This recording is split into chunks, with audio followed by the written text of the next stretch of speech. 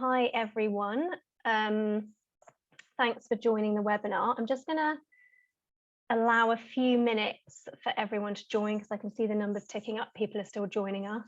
So just give it another couple of minutes and then we'll begin.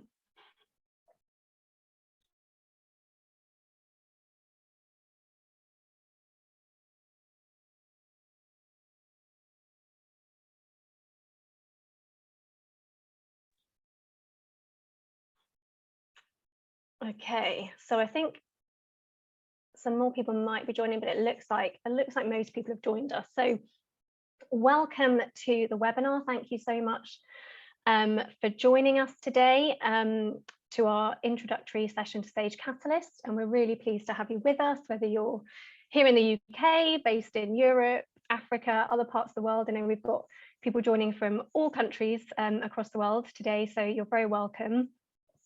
Before we kick off, I'm just going to do a little bit of housekeeping. So please check your visual and audio settings for the webinar. If you're having any issues, then I'd suggest rejoining the webinar. Make sure you've select the correct audio options when joining. It's usually a pop-up and you can kind of test the audio for yourself. So just try rejoining. If you are having any persisting issues, then please just drop a question in the question box and one of us will get back to you. And the session today is being recorded and we will email the recording around to you after the webinar this week, along with any other useful links and contact details so you can be in touch with us following the webinar. And do feel free to share the webinar with any colleagues that haven't been able to attend today that might be interested. We're really happy for you to share this with anyone that you think might find it helpful. So let's get started. So the purpose of today is to introduce you to Sage's digital textbook product, Sage Catalyst. I'm Lorna, Group Marketing Manager here at Sage, and I work on Sage Catalyst, and I'm really pleased to welcome two of our guest speakers today, Liz Mallett and Mary Willis, both from the University of Lincoln. And the University of Lincoln is one of our Sage Catalyst customers, so we're really pleased to have them with us today.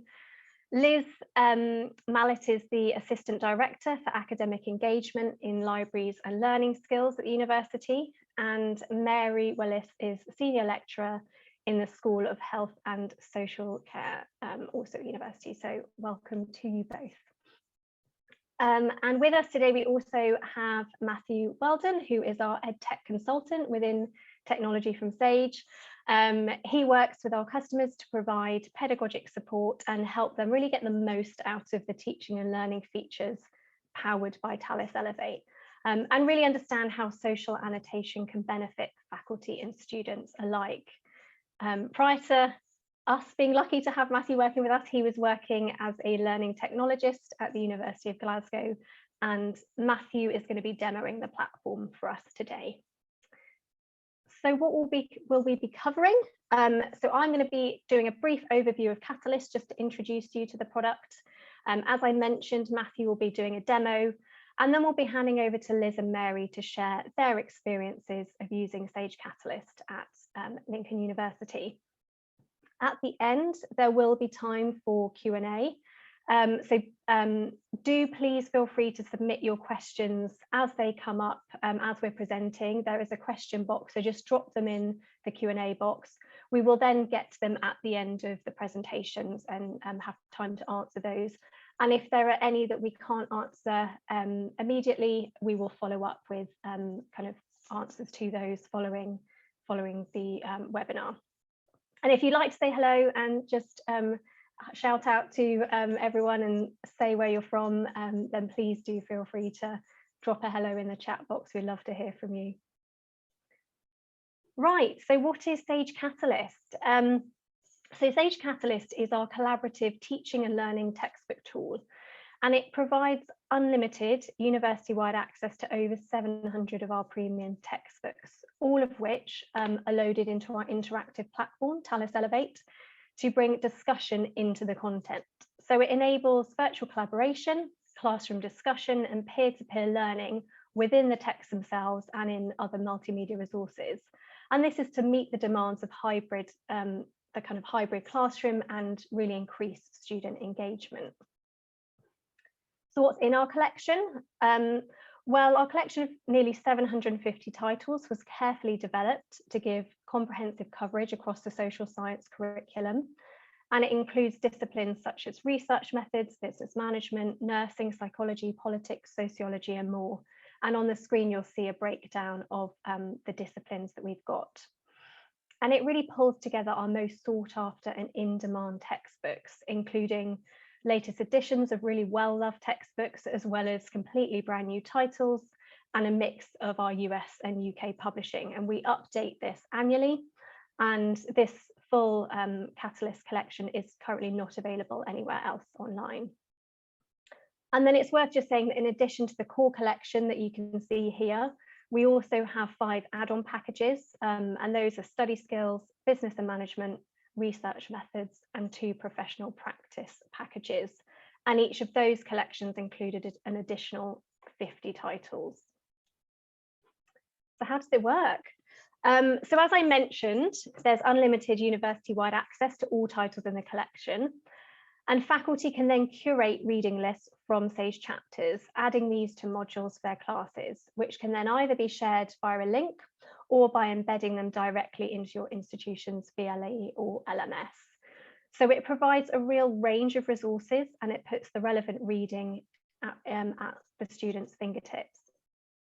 Beyond this, SAGE Catalyst supports other multimedia resources, which I've mentioned. So faculty can upload their own lecture slides or notes. They can add YouTube videos into these module areas too. But it's not just about the content. So faculty and students can annotate the texts to add comments directly within the chapters. So this really builds discussion and collaboration into the resource and allows for that to happen both in and outside of the classroom. So it's really about creating those communities around the content. And importantly, faculty then also get analytics and all this usage at a student resource and module level, so they can see who's reading what, who's engaging in class discussion, where personal study or reading is taking place, and where further support might be needed. So this all means that you can provide equitable online access to core textbooks across the full social science curriculum, making sure that all students can access learning materials. And this really is about removing barriers to learning, making sure that all students have the right course reading in one consistent place. And it's about also giving that consistent student experience.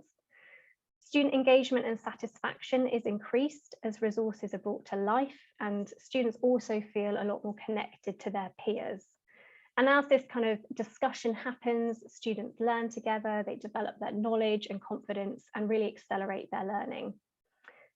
And then, as I mentioned, the analytics that the faculty get kind of give them insights into extra areas where students might need further support or to help shape their course design and delivery. So finally, before I hand over to Matthew, I'm just going to talk through just some of the logistics. So how is Catalyst set up for an institution? So the way it works is that libraries get an annual subscription.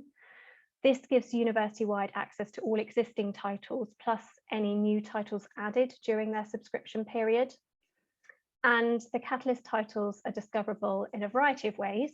So we provide MARC records, which are available to download through Secure Centre. Alternatively, MARC records or KBART files can be found through major discovery services. So the titles can be fully catalogued by your library. On top of this, customers also get a unique discovery layer platform with all the titles they've purchased from whichever packages that may be fully loaded onto that platform for discoverability. And then titles can be embedded into your VLE or your learning management system by faculty, as I outlined previously. And then in addition, faculty members at your institution can obviously use the collaborative teaching and learning features powered by Talis Elevate. But alongside the engagement insights for faculty that I mentioned, we also provide Counter 5 usage reports. So at a library level, you can also see which books are being used. So that was a very brief overview of Catalyst, and I'm actually going to pass over to Matthew now, who is going to demo the product for us and show us what it actually looks like in practice. Thank you very much, Lorna. I'm just going to share my screen so that I can show everyone exactly what Catalyst looks like. Okay, so hopefully we can see that. Do give me a shout if not. Yeah, so that all looks good. Thanks very much, Lorna. As Lorna said, I am EdTech Success Consultant in Technology from Sage, and I work with the Sage Catalyst team, as Lorna mentioned, to make sure that staff who are using Catalyst and Talis Elevate are getting as much benefit out of it as they can for them and for their students. Now, Catalyst, as we've already said, is a collection of over 700 premium social science textbooks, and it does come with that Talis Elevate component that Lorna has already mentioned. So I'm going to show you a little bit about how both of those platforms work and how you can make use of them. What we're looking at here is the collection of textbooks available through Sage Catalyst. So they're all listed here for us and organised into categories along the left-hand side.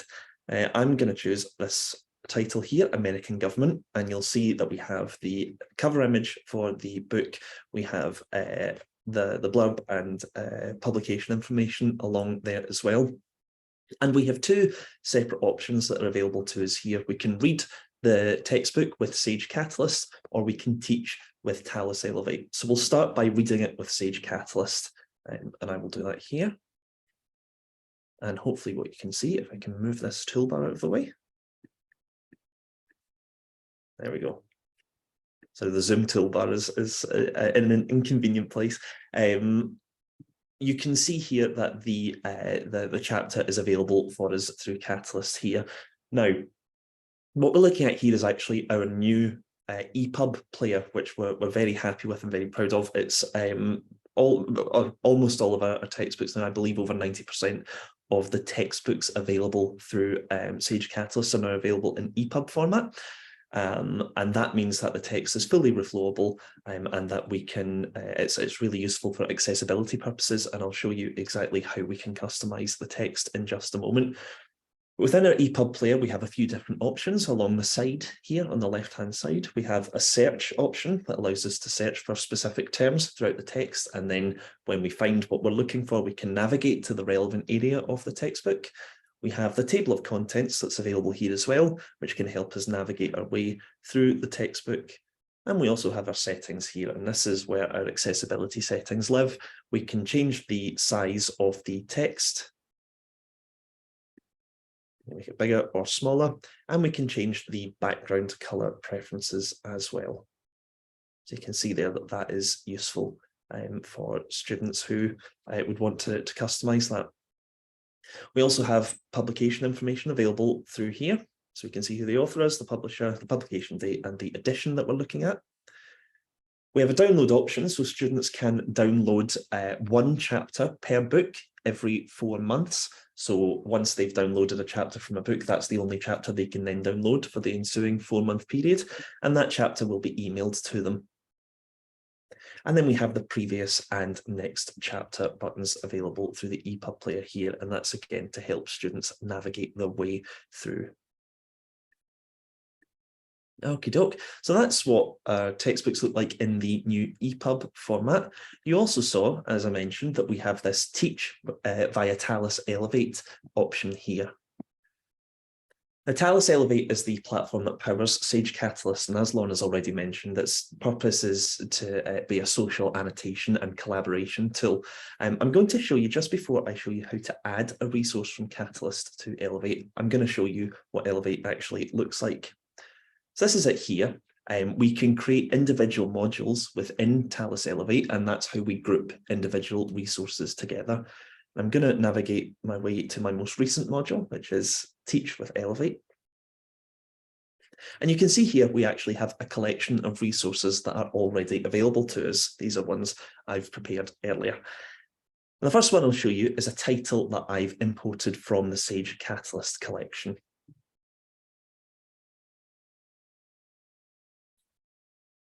So rather than being available as an EPUB file, this has been imported as a PDF file, but it is just a chapter from a book, just like I was looking at there. I believe this one is on management. or the fundamentals of management. You can see here that we've got a slightly different interface, but I will talk you through the differences. So we have, in the main window, we have the resource itself, and along the right-hand side, we have the margin of the document, and that's where all of our discussion happens.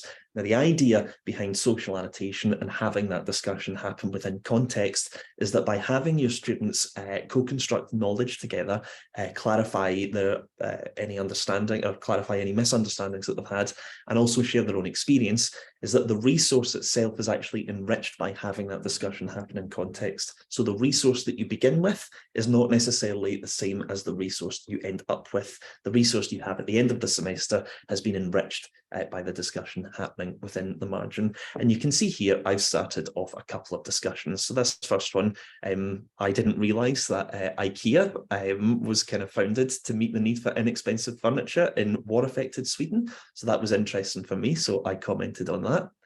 And if I go down to my next comment, you can see that I've commented there.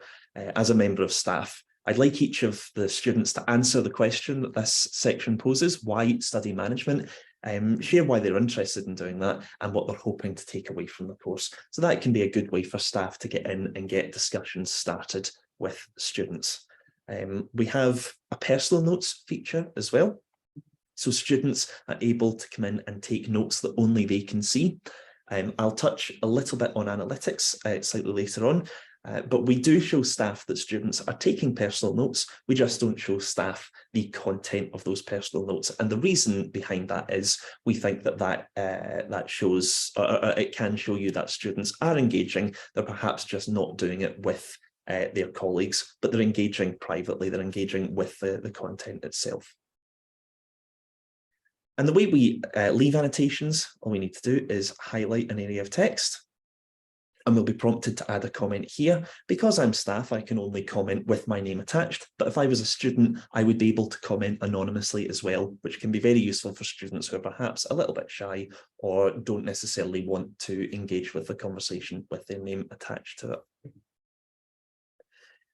Or if we've got an image, I'm sure there will be, or if I want to comment, for example, on this table, and I don't want to highlight the text, I can drop a pin. And again, I've got the same prompt here, prompting me to add a comment. We have options up the top. We have a search function, as we've already seen on the EPUB player. We have this analytics tab, which again, I will talk about in just a moment. We have some options to download the resource itself, as well as the comments or personal notes. We have a notification setting and links to our accessibility statement and to our support site so that we can help students if necessary. And just to show you the other resources that I've got here, it's really important to stress that although Sage Catalyst is a collection of Sage textbooks, Talis Elevate is publisher agnostic and content agnostic. So you can upload any resource that's compatible with Elevate to Elevate. We don't discriminate against, from where the resources come from. So this is one that I actually made myself. This is a document of Talis Elevate use cases. We're very grateful that we have a really thriving community who are always willing to share how they've used social annotation and how it's benefited their teaching and their students' learning. So this is a collection of case studies from across our community. We have Dr. Robert Botas from the University of Lincoln, same as our speakers today. So that's a PDF document, and that's one that I created myself that I can upload into Elevate. We also have a YouTube video that I've added in, and I'm not going to play it because the noise will start coming through, but you can see here that the interface is mostly the same. It's slightly darker. It's got a black background so that it doesn't draw attention away from the video, but the way we leave the comments here is we click on the timeline and we'll be prompted to leave a comment in exactly the same way. And if we see a comment and we think, what's the context for this? What was someone responding to here? We click on that comment in the margin and the timeline will skip back to where that comment was left. And that's what Talis Elevate looks like. So if I wanted to take a Sage Catalyst resource and elevate it so that I could have my students talking about it, it's really simple. I just choose this Teach via Talis Elevate option here. I go down and I find the chapter that I'm looking for. So I'd like my students to talk first about American political stories. So I go down, I hit this little plus button, and you can see it's prompted me there saying which module would you like to add this chapter into. So I go here, I choose Sage Catalyst Teach with Elevate, which is the module that I'm building for my students. Add to module, and it's all done.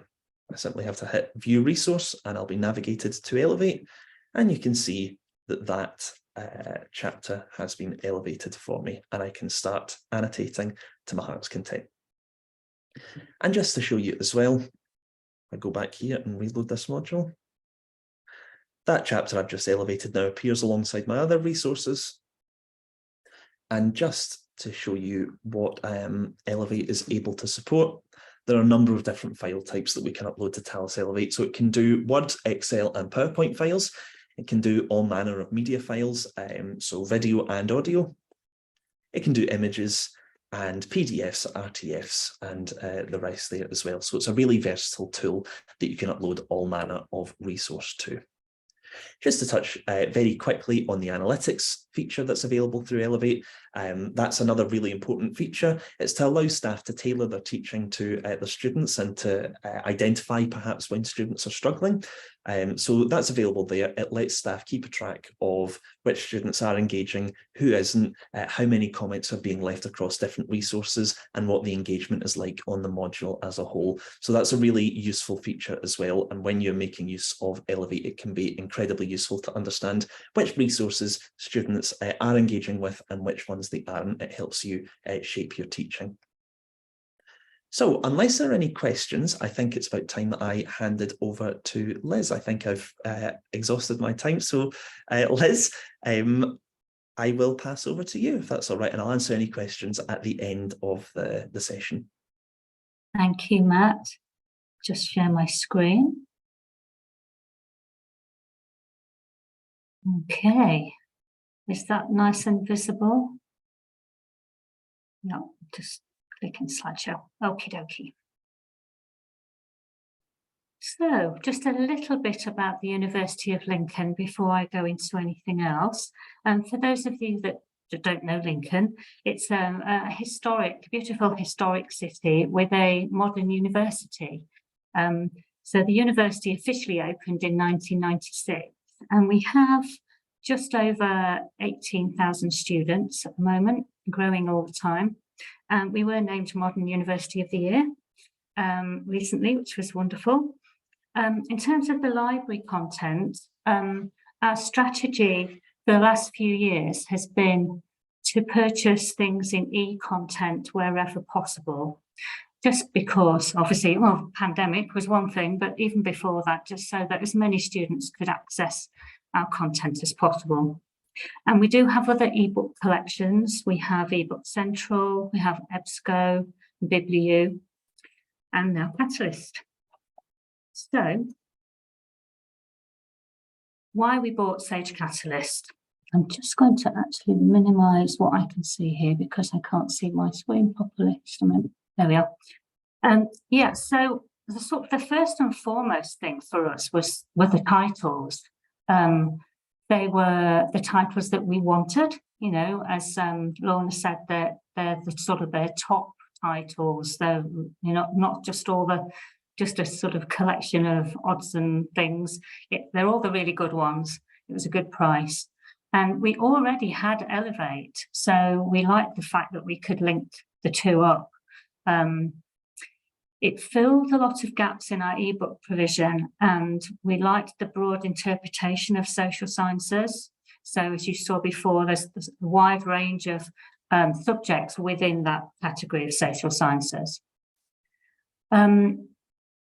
So yeah, so some titles were previously unavailable. We just couldn't get them as ebook, and this was a way to get them. So I had a look at our statistics recently, and these were our top 10 by usage. The one at the top, the leadership theory and practice, is by far the most heavily used. But these top 10 have all been used over 300 times. And the schools that are using them are social and political science, especially criminology, psychology, health and social care, education, business, social work. So just drilling down a little bit more into the stats. So this is like a 3-year, a look over 3 years. We're now using a lot of the Catalyst titles on our reading list. We use Talis Aspire as a reading list system. And as you can see, it's gone up year on year. So we now have 865 of the titles from Sage Catalyst on 361 reading lists. In terms of the actual usage of each title, that's gone up over the 3 years that we've had it. So the grey line is this current academic year. So as you can see, it's really gone up a lot. So the total item request, just get this right, that is the total number of times the full text of an item was downloaded or viewed. And then this next one is unique item requests. So very similar looking graph. And that one shows, let me get this right, the number of unique content items, such as chapters, for instance, that have been requested. I hope that makes sense. I'll answer further questions on that later if that doesn't make sense. So how is it being used? I've picked out the top title just as an example. So this one has been used so far this year, over 2,500 unique times. The reason behind that is it's a key text on a lot of our leadership and management modules and programs. We have something called Lincoln Online, which is our online learning program, and that it is a core text as well in that. It appears 29 times across 13 reading lists, and there's lots of links within those reading lists. There's links to individual chapters from this book. And it's also available if you just search the library catalogue. I'll show you, the next slide shows you what that looks like. So I did a search specifically for this book on the library catalogue, and this is what it comes up like. And as you can see, there's a Sage Catalyst button there. So you just go straight into it from the catalogue. So we've already heard about Elevate. So the collaborative features, that's what this next slide is about.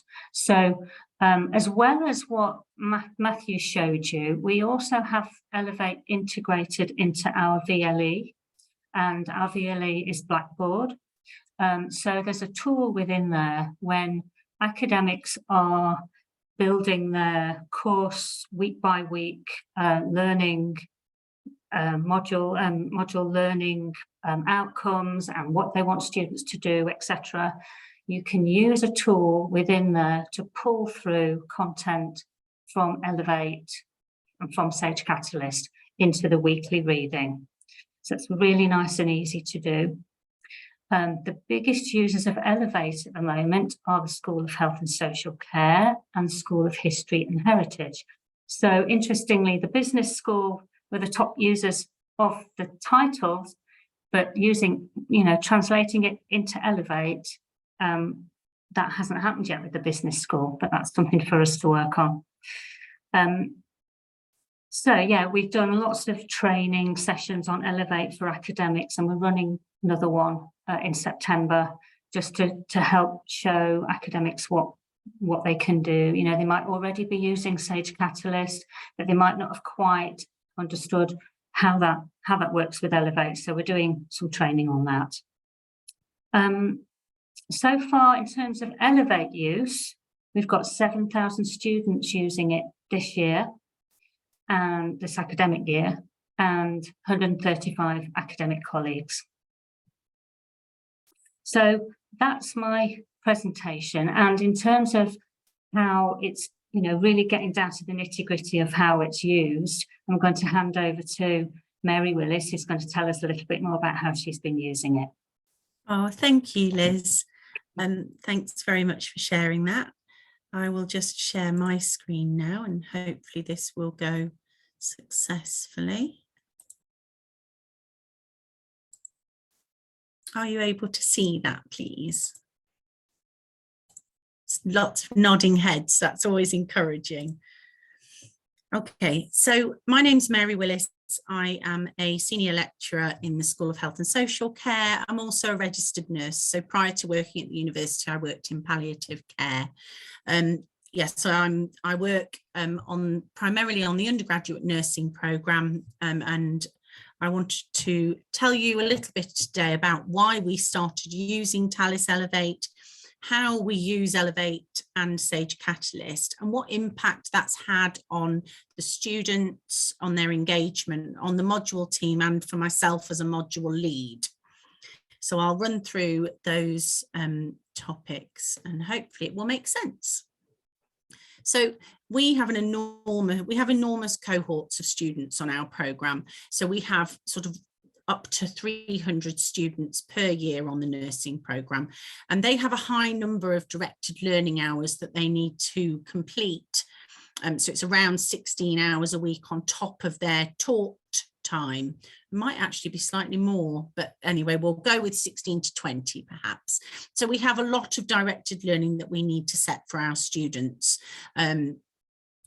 We need to try and maintain that connection away from the classroom, not only so that we kind of can ensure that they are engaging with that learning from a point of view of just learning it, but also because we are regulated by the Nursing and Midwifery Council, we also need to ensure that our students are completing the hours of study that they need to complete. So we have extra kind of monitoring requirements on our programme that a lot of other programmes don't have. But it also, we wanted to be able to see who was actually using the resources, what they were doing with it, and the reverse also, who isn't using it as they should. Although I don't like to police students, there are sometimes occasions where we need to. So in terms of the opportunities that we identified when we started to use Talis Elevate, what we recognised is it provided a really nice place for students to communicate with one another about those resources away from the classroom. Obviously, we had this massive shift to online, and as we talk about getting back to normal, but a lot of those skills that we developed and things have changed, even though we obviously are back to face. So we wanted somewhere where those students could work together and communicate with one another when they weren't in the classroom. We also wanted to be able to engage with them as staff. Okay, so to have those communications with them within those resources. And we want to be able to monitor engagement. If we have students who we know are struggling or who we know are having difficulties, or perhaps students who are not performing in their assessments, it's really useful for us to be able to see what they've engaged with, because in an ideal world, they've engaged with everything, but something's gone a bit wrong when it comes to assessment. But if we have a student who comes to us and is saying, I don't understand why I failed this, I'm, completely gobsmacked that I've got this grade, it's really useful for us to be able to check actually, right, did they engage with the material? And then we can give them feedback actually and say, well, when it comes to your resit, maybe you need to improve your engagement with the material that we've given you. And I think that's really, really useful. So the way that we use Talis Elevate and Sage Catalyst, myself, I first started using it within a module that we teach to our first year students. It's the first module they do. So as you can imagine, there's quite a lot of teething problems around them getting to grips with all the different platforms that we want them to be able to access within the university. So it's really useful that we can actually use this alongside Blackboard, or use it within Blackboard. And the resources that I have been using, we used things that we already had actually. So academic articles that we were already asking the students to look at, YouTube videos, as Matthew showed earlier, and also internally generated YouTube videos. So if we've created something and popped it on YouTube, then we were starting to use that. It's really useful for particularly with academic articles, students often lack confidence in terms of their academic voice, and having a place where they can have those discussions slightly removed from kind of face to face with other students and broaden their understanding by, you know, reading what other people have written in the comments section is really useful. And then also introducing the Sage Catalyst textbooks has been really useful for us in terms of our directed study. So once I or we as a team upload content or elevate the texts, then we would use them similar to how Matthew demonstrated earlier, is that we'd use them to initiate discussions. So sometimes I might express I can't say the word today, that's contentious opinion in a text. So I might say something that I know the students are going to think, hang on a minute, is that right? Do I think that, or do I think something else?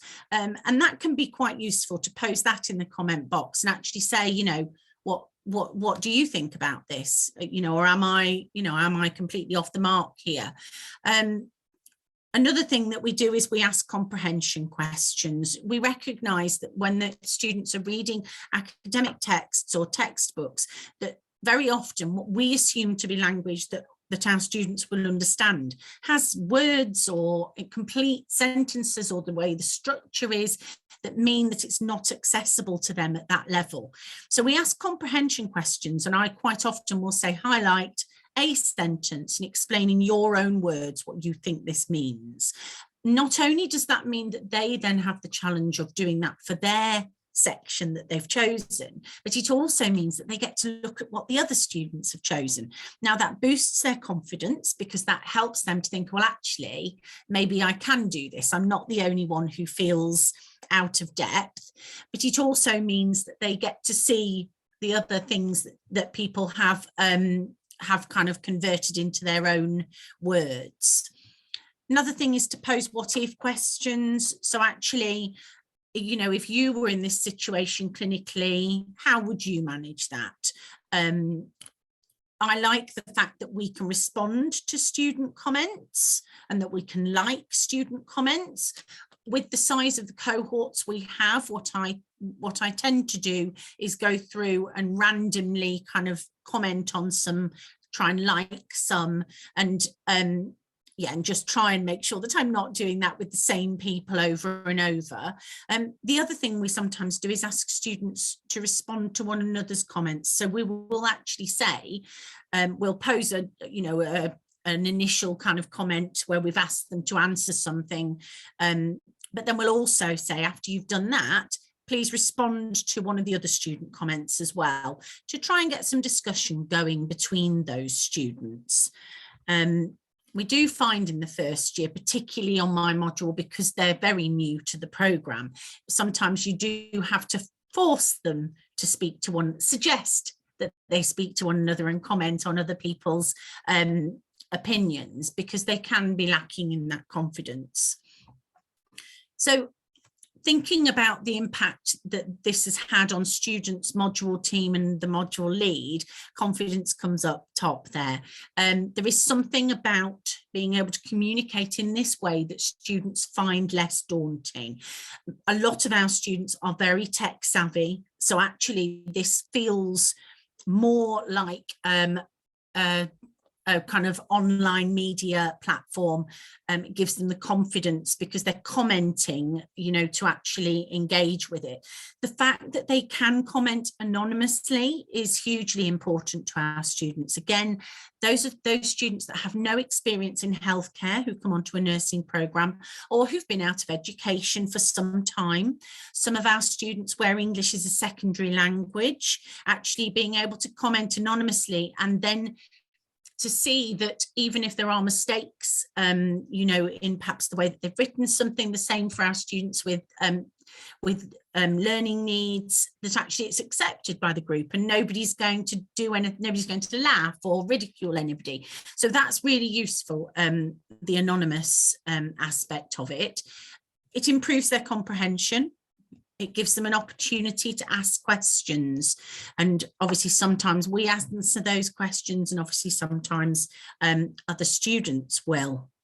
It gives them exposure to a really diverse range of opinions. Our students, we have students from a huge variety of different environments on our programme, who've had different experiences and come from different walks of life. This gives them an opportunity to hear what other people have to say, you know, based on their experiences, and also to start to recognise that just because somebody's opinion is different to yours, we have to respect that. And we can have discussions and we can challenge, but we need to do it in a professional way. And that's so important for our nursing students moving forward, both with their patients in the future and with their fellow professionals. It exposes them to a really broad range of resources, which is really important. It's important that they have that access and that they are engaged in lots of different ways to keep their interest and to keep it feeling fresh. So for the module team and the module lead, I am somebody who really likes things to be consistently presented. I think it's really important that students and staff are able to say, right, I'm looking for this, I know where I'm going to find that, or I've got directed study today, I know what that resource is going to look like. So I think that's really important within a module, and so that students can get used to that. The single point of storage is not just useful for students, it's been hugely useful for me. When I start replanning a module for the next year, to be able to go back and actually think, right, oh, brilliant, that's where I've stored that resource, instead of what normally happens, which is me trawling through the online storage or my laptop. So that works really well. The access is really easy. Quick feedback provision to our students is really important. It allows us to engage with them and we can track their engagement. Sometimes students haven't engaged because actually they were struggling to use the system. So it's not always a lack of wanting to engage. So that's really useful, that I can actually say to a student, are you struggling to get on the system? And then just an example of a textbook that we use in year 1. So communication and interpersonal skills in nursing, which Liz, I think appeared on your list. So we're matched up there. We use it for post-session learning with our first years. We had 484 student comments. That's from a cohort of just under, I think it's about 280. 37 sets of those students made personal notes, which Matthew referred to earlier as being a really key indicator of engagement, where they perhaps haven't wanted to share everything online. And a total of 3 days and 7 hours and 42 minutes was spent by students on that resource, which was just a chapter from that book. So I suppose just to wrap up, I wanted to say that it's really easy to use, and I'm not very tech savvy. It's a really user-friendly interface. I want to say I don't think you can break it, and I'll touch wood, Lorna, while I say that, but it's very difficult to go wrong. It's a brilliant way to discover new resources. We have things that we used last year that we didn't use the year before, and the technical support is fab. Whenever I've had any questions, I've always got really prompt and useful responses from the team. Yeah, so that's sort of it in a nutshell. So I'll pass on to Lorna, I think. Thank you, Mary and Liz, for that really useful case study of showing us kind of why you purchased in the first place, what kind of motivated you to kind of go ahead with it, how it's worked across all the kind of different departments, and obviously with you, Mary, in particular, kind of for your teaching and just how that's changed things for you and students. It's just so valuable to hear that. So thank you both. We do have time for some questions, and I've noticed we've already got a couple in here, so that's excellent. Thank you for those who have asked the questions. And obviously, if you do have any more, anyone else has got any questions, then just do pop them in the Q&A box. So the first question is, how often are new titles added? So we update the list once a year. So we kind of, each year we come together and we look at what new titles or new editions are going to go into the collection. And those will then be added to the discovery layer and the MARC records in 2 batches. So we do one that is at the end of June for the titles publishing from January to June, and then we do a following batch upload in January for the titles that have published at the second half of the year. So it's kind of, we decide each year which titles are going to be added, and the kind of expected range is usually 50 to 70 titles added to the core collection each year, but you will then get them in batches based on their publication dates. So great question, and thank you for asking that. That's really good to clarify. The other question is, can you add articles to Talis Elevate by browsing your discovery layer so that you know you've got legal access? So the way it works is in the discovery layer, we actually just provide our content. So that's what's loaded into the discovery layer. You can, of course, purchase, you know, your institution might purchase other journals or other books through other aggregators. As Matthew said, you can actually upload those into Talis Elevate. Obviously, that's with, depending on that you've got the permissions that you've purchased it, and you've got the rights to do so, but they're not in the discovery layer themselves, but it is really straightforward to upload. It is worth saying that if you do subscribe to some of our other Sage Learning Pillar products, so for example, Sage Knowledge or Sage SRM or Sage Journals, then if your institution has purchased them, then you can also upload those into Talis Elevate. I don't know if you wanted to add anything, Matthew, to that. Yeah, no, I was just going to add on to the end there, Lorna, that on issues like that and concerns around, you know, what you can and can't upload, what we always recommend in the first instance is talking to your library, because every academic library is going to have its own views on what is acceptable use and not.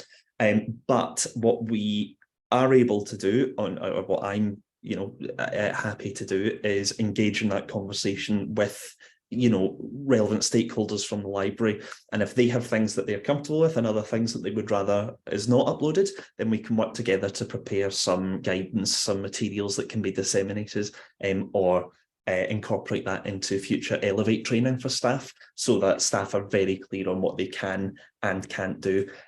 But you know, when you I think the kind of position that most places take is that if you're comfortable uploading it to the VLE for your students to download, then, you know, Elevate is pretty much it's doing a different function, but the policy around what you can and can't upload will be the same. So, but yeah, always talk to your librarians, because they'll know what you're allowed to do and what you're not to do. Thank you, Matthew. That's really helpful. And I'm wondering if you might be able to answer the next question. Does Talis Elevate report usage to CLA like Talis Aspire copyright clearance does? I can answer that. The answer is no, not at the moment. That's not available through Elevate. That's certainly something that I can take a note of, and you know, it's always useful to have feedback on that kind of thing. But at the moment, it's a no. And does it connect to the Talis Aspire reading system? So if you've already got Talis Aspire. Yes, so there are certain ways in which it does, and I can sort of go into this. So the main way that it does that is that when you set up a module, you can incorporate course code for your module, and if that course code matches the course code that you've input for the Talis Aspire reading list, then if the library digitizes resources, you can then pull those resources over to collaborate on them within Elevate. So that's the crossover that exists with the two of them at the moment. Again, feedback around integrations and stuff like that is always incredibly useful for us. So if there's specific crossover that you would like to see, do drop me an email and we can sort of pass that on to our product team. Yeah, that kind of thing is always very, very useful to hear. Great, thank you. That's really helpful. If anyone has got any further questions, do drop them in the chat now. We've got a few more minutes left.